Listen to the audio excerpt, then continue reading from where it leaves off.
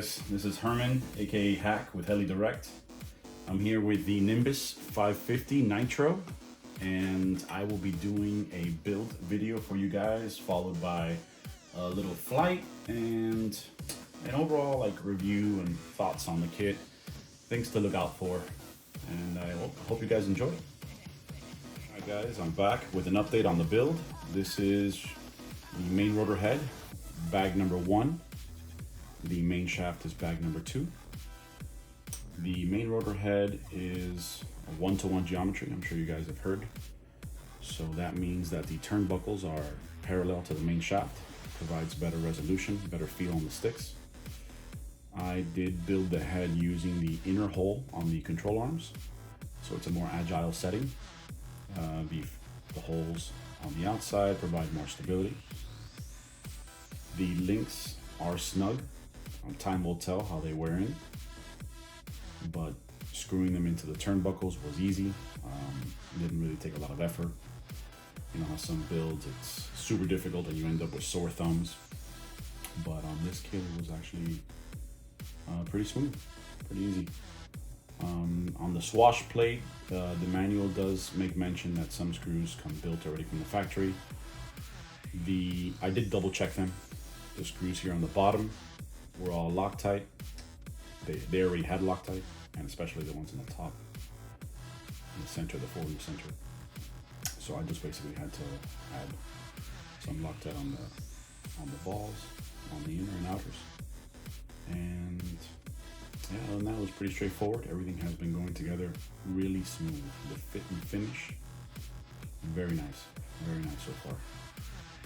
So moving over to bag number 3 is the servo stack. So the plate right here that joins both frames and the servo stack, this little collar right here. I recommend you guys, when you're mounting the servos, to make sure that you mount them and hold them up, so that way you know that all servos are even. And unless you have inserts, if you have inserts that center the servo, that makes it even easier. The manual also doesn't make mention about putting the fuel tank on.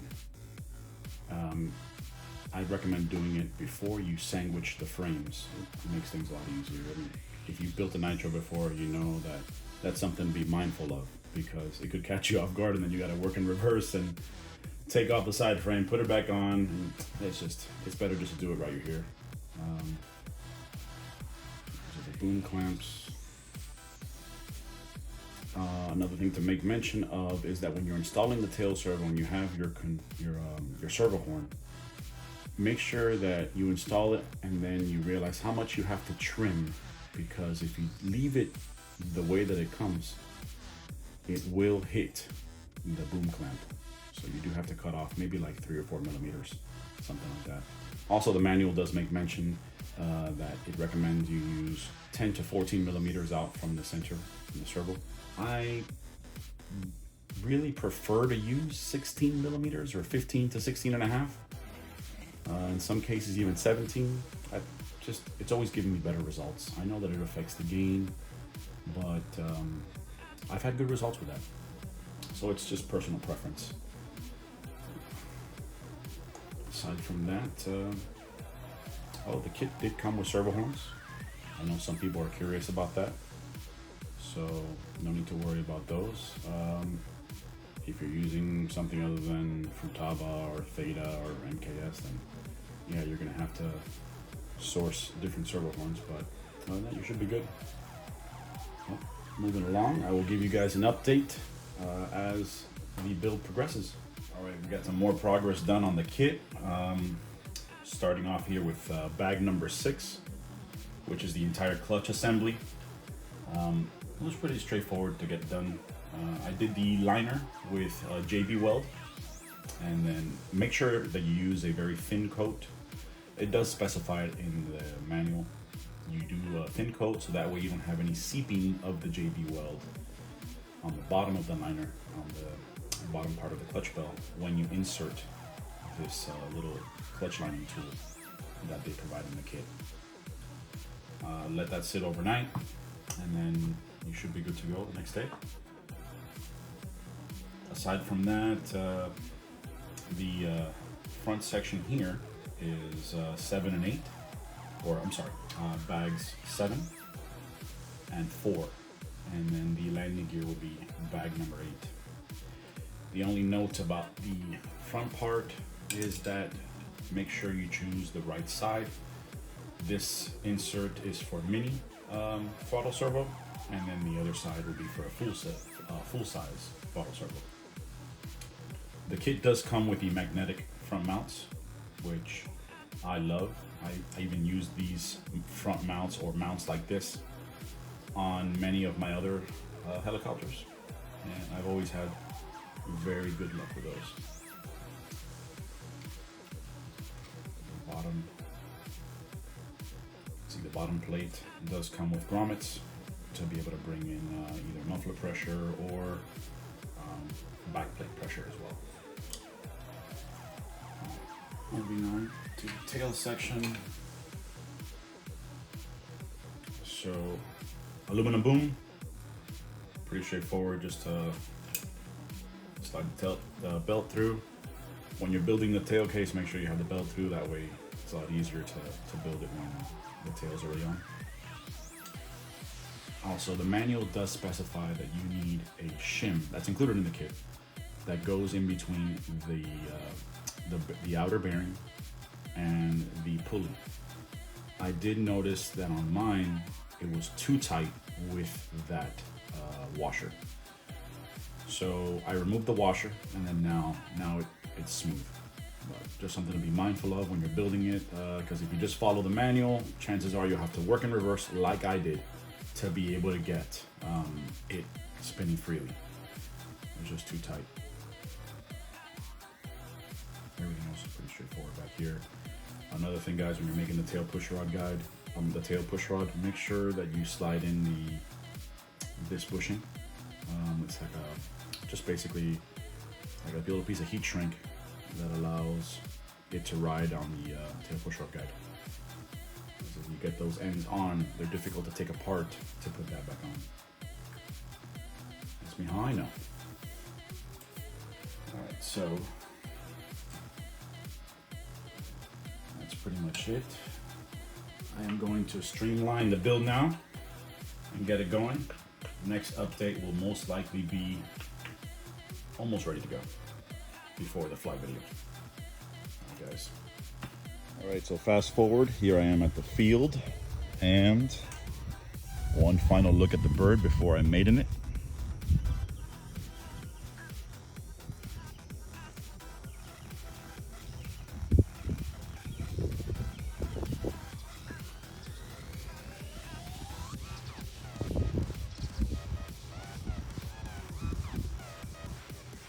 She sure is a looker. She weighed in at 7 pounds with a full tank, so about 7.02 pounds. Well, I will report back as soon as I am done. All right, guys, ready to do the maiden? Let's get ready to rumble.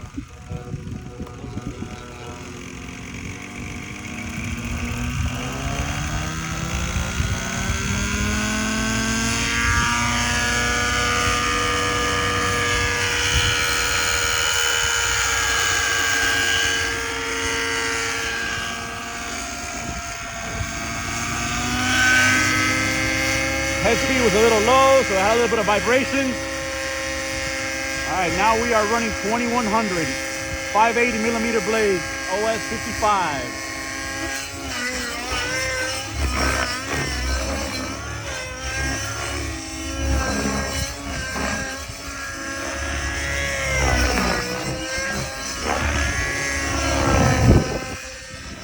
Not bad for a maiden, right?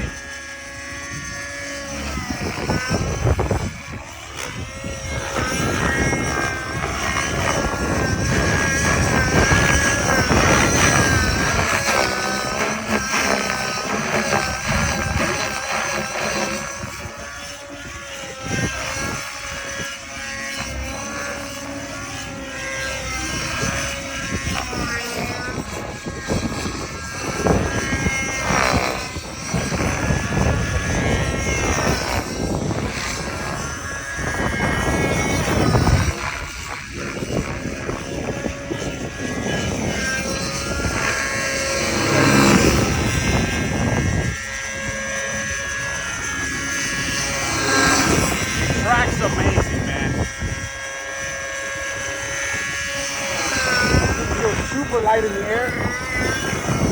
The motor is super rich right now. I have pretty much break-in settings to get used to it. I figured since it was a different frame, I had this motor on a separate frame. You know what? Let me put stock settings on here.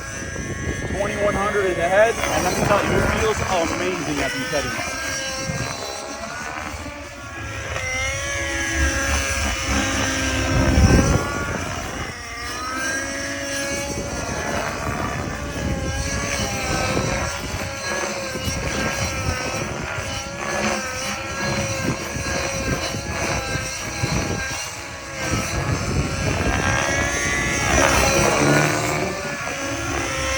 Very stable.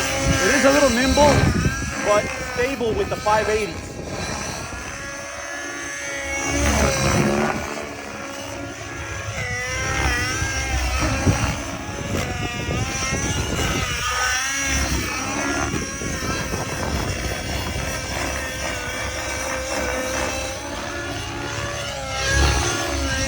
Let's give it a taste of 2250.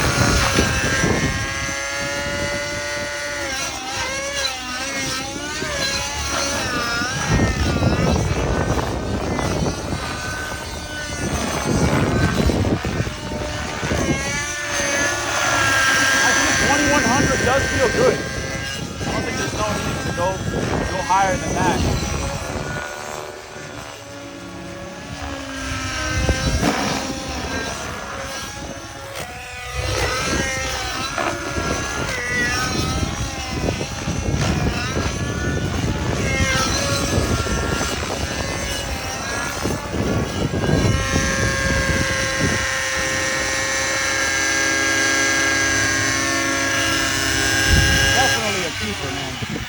Definitely a keeper. Back with the final thoughts on the kit after flight review and after spending some time with it. Let's start off with the pros. It's lightweight, so that aids the helicopter tremendously, being a 50 size. It's very easy to toss it around. It is extremely nimble.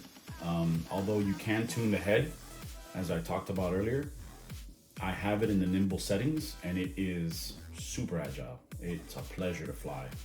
It honestly brings so much more favor back versus, let's say, like a 90 Nitro. A 50 Nitro is like not a lot of power. It's never been something that you go to when you want that experience. But this brings it to the next level. So it's definitely a go-to. If you want to fly Nitro and you're used to going to your 90, this is what you gotta try this. This is super. I also did put 580 size blades. I felt like the 560s, they needed more RPM. It needed to sing more to have like a noticeable, to have like the same collective authority. With the 580s at 2100, it's more than enough. Now, mind you, if you want to run that higher head speed, I do recommend that you stick to like the 550, 560 range. And like I said, it is efficient on fuel, you know, as opposed to like a 90 size Nitro. So sometimes a 90 size Nitro will just eat gallons of gas, anywhere between 6 to 8 tanks a gallon, depending on the model that you're fueling. On a 50 size, it's just, it leans a little bit more towards economical. Now, I do want to go over a few things that I had to deal with in the kit. Number one would be like I had a sticky tail when I built it. I did have to work the bushings, the little brass bushings on the tail control to be able to have like that smooth throw. But it was relatively easy. You just got to look out for it. You know, when you build a kit, you want to make sure that you have a very free-flowing tail assembly. And it was relatively easy to fix, just something to keep an eye out for.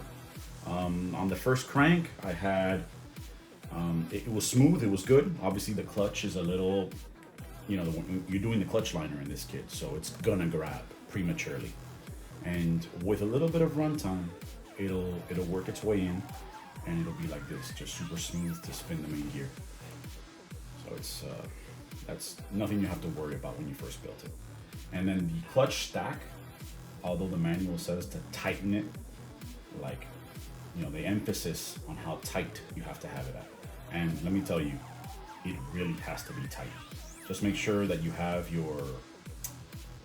the little tool that they send to be able to hold the rod in place, and then proceed to tighten it. No washer, like the manual says. Just tighten the clutch stack as good as you can, because if you don't tighten it enough, it'll loosen up like it did on mine. And although I thought it was tight, just make sure I gave it the extra oogas, and it flew perfectly after that, no problem. I did make mention of during the build about the tail servo horn, that I like to run it at 16, 17. Yeah, you don't want to do that. Stick to the 14. I realize that they say that for a reason. I did have more resolution, and even then, using the 14 millimeters on the servo horn, my gain ended up being like at 55 on the Evo, which is considerably low compared to other helis, but it holds solid. And the other thing that I had made mention of when we were building it was the gas tank that I like to sandwich it. After putting it together, I realized they did a nice little neat job. You could just easily slide the tank in. I mean, granted, when these little rubber pieces, the vibration isolators, when they're brand new, they might stick a little bit, but if you put a little bit of silicone grease on them, it'll slide right in smoothly. Or if it's been sitting in them for a minute and you remove the little brace, you can easily pull it out and put it back in to do any service you need. So, well, but I definitely recommend you guys check this kit out. It is an amazing 50 size nitro. Unlike everything I've ever flown before, the performance is amazing. Well, I hope you guys enjoyed. Till next time, guys. Heli direct!